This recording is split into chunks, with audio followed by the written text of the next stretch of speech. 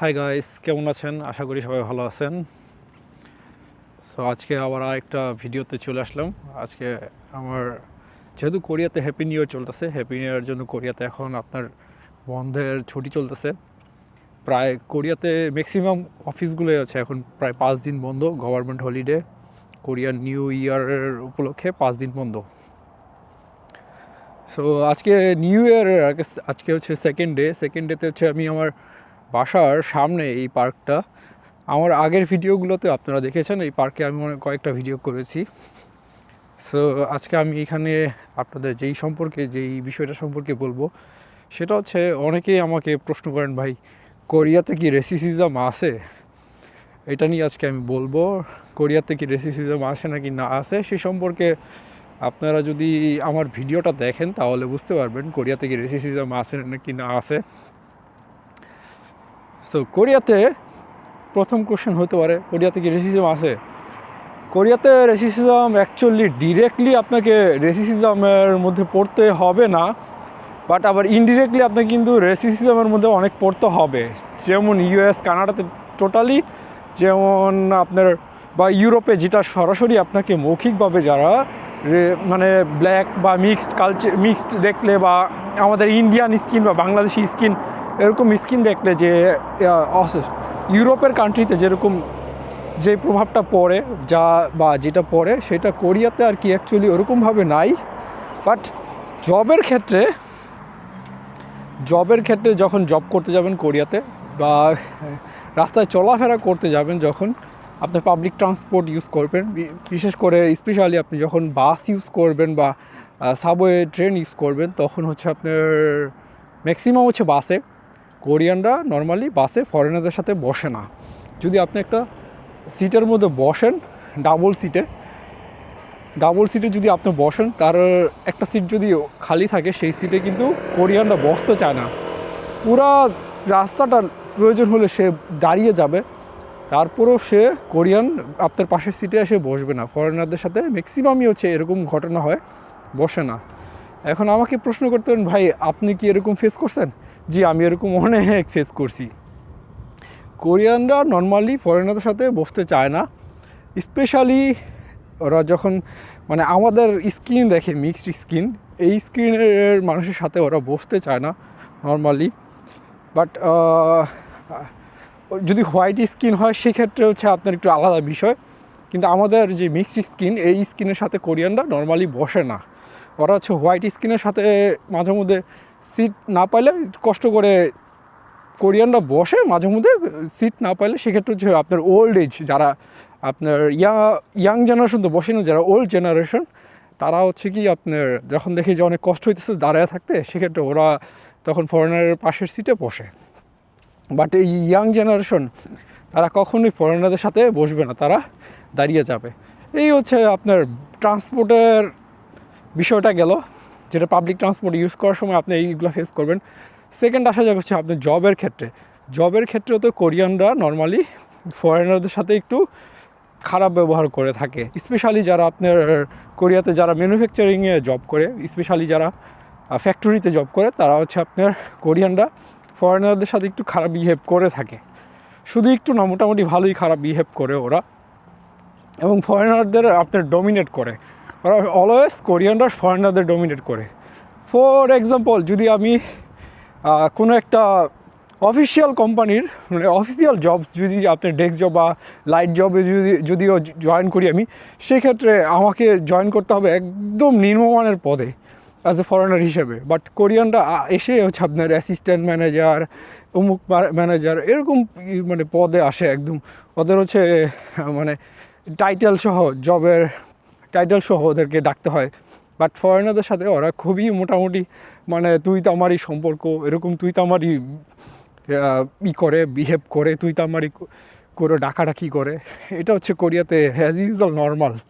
But normally আপনার যারা ফ্যাক্টরিতে জব করে তাদের সাথে তো আরও খারাপ বিহেভ করে কোরিয়ানরা। বাট এই হচ্ছে আপনার জবের সেক্টরে গেল।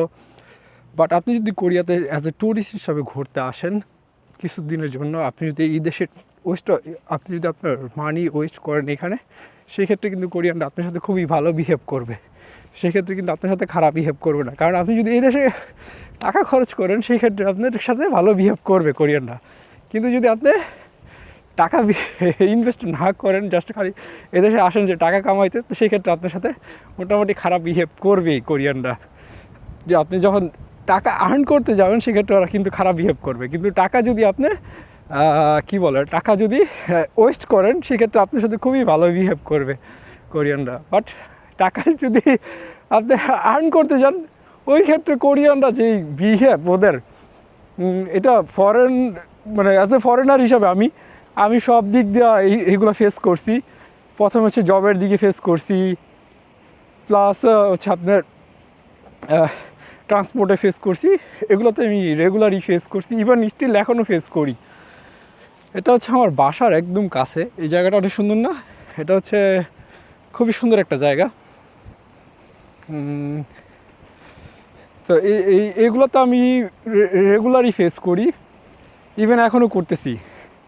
তারপর আপনার যখন কোরিয়াতে আপনার পাবলিক সার্ভিসে যাবেন, লাইক আপনি কোনো একটা অফিসে গেছেন, আপনি একটা সার্ভিস নেবেন, সেক্ষেত্রে ওরা ফরেনারদের সাথে একটু মোটামুটি খারাপ বিহেভ, মোটামুটি কিছু কিছু অফিসে আবার ব্যতিক্রম আছে, কিন্তু কিছু কিছু আবার একটু খারাপ বিহেভ করে। সো আপনার স্ট্যাটিস্টিক্স শো করতেছে যে প্রায় আপনার 75% foreigner they are facing racism in Korea. তারপর হচ্ছে আপনার যখন হসপিটালে যাবেন, আপনি কোরিয়াতে কোনো একটা হসপিটালে যাবেন, সেই ক্ষেত্রে দেখবেন যে আপনার ডাক্তার, ম্যাক্সিমাম ডাক্তারই হচ্ছে ওরা ইংলিশ পারে না, ওরা কোরিয়ান ভাষায় কথা বলবে। সো আপনার প্রবলেম কী হয়েছে যদি আপনি এক্সপ্লেন করতে না পারেন, সেক্ষেত্রে আপনার ট্রিটমেন্টটা পাওয়া খুব ডিফিকাল্ট হয়ে যাবে।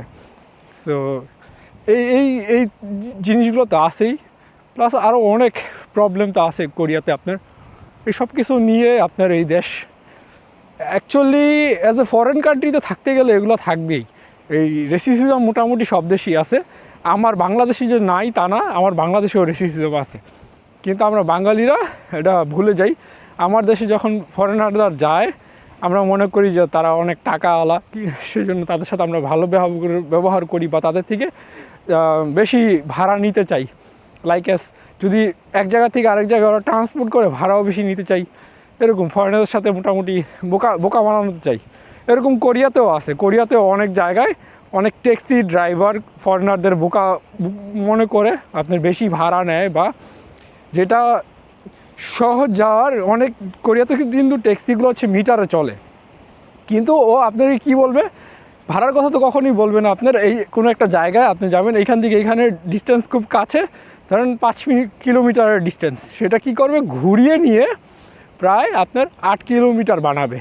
মানে সহজ রাস্তাতে না যেয়ে একটু ঘুরে ফিরে যাবে, ঘুরে ফিরে যেয়ে সেটা রাস্তা বেশি বাড়িয়ে আপনার মনে করেন ভাড়াটা বেশি করবে, বেশি করে এইভাবে বোকা বানায় কোরিয়ানরা ম্যাক্সিমাম কোরিয়ানরা ফরেনারদের এইভাবে বোকা বানায়। তারপর আরও তো আসি প্রবলেম, অনেক প্রবলেম আছে। সো ফাইনালি আপনার বোঝা যাবে যে কোরিয়াতে আসলে অ্যাকচুয়ালি রেসিজম আছে, আমার দেশেও আছে রেসিজম। সো সব দেশই আছে, পৃথিবীর সব দেশই আছে। আমি যখন ইউরোপে ঘুরতে গিয়েছিলাম, ইউরোপেও রেসিজম আছে, মোটামুটি সব দেশেই রেসিজম আছে। রেসিজম শুধু কোরিয়াতে আছে তা না, মোটামুটি সব দেশেই আছে। আপনার অস্ট্রেলিয়া বা কানাডা বা ইউএস সেটা আমার জানা নেই, বাট ইউরোপে আমি যখন গিয়েছি ইউরোপে রেসিজম আছে, এবং জাপানে আমি গিয়েছি, জাপানেও রেসিজম আছে।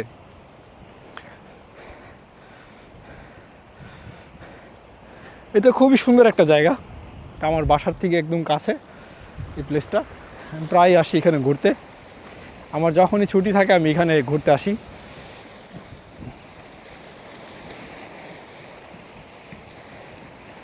তারপর হচ্ছে আপনারা যারা কোরিয়াতে আসতে চান বাংলাদেশ থেকে, আপনারা কোন ক্যাটাগরির ভিসায় আসবেন অবশ্যই সব কিছু চিন্তাভাবনা করে আসবেন। অনেক স্টুডেন্ট বাংলাদেশ থেকে বর্তমানে পড়তে আসে কোরিয়াতে, কিন্তু সবাই তো আর গ্র্যাজুয়েশন কমপ্লিট করতে পারে না, কমপ্লিট করার আগে অনেকে ঝরে যায়।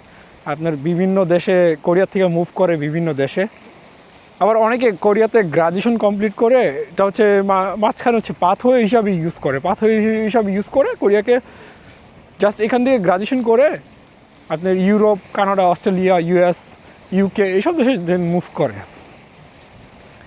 কিন্তু যারা কোরিয়াতে আর কি আপনার চিন্তা ভাবনা করবেন যে আপনি এখানে সেটেল হবেন, সেই ক্ষেত্রে আপনার একটা লং টাইম লাগবে, শর্ট টাইমে হবে না। এবং সো এই কালচার যদি আপনি ম্যাচ করতে পারেন, সো ম্যাচ করতে পারলে আপনি দেন ওকে।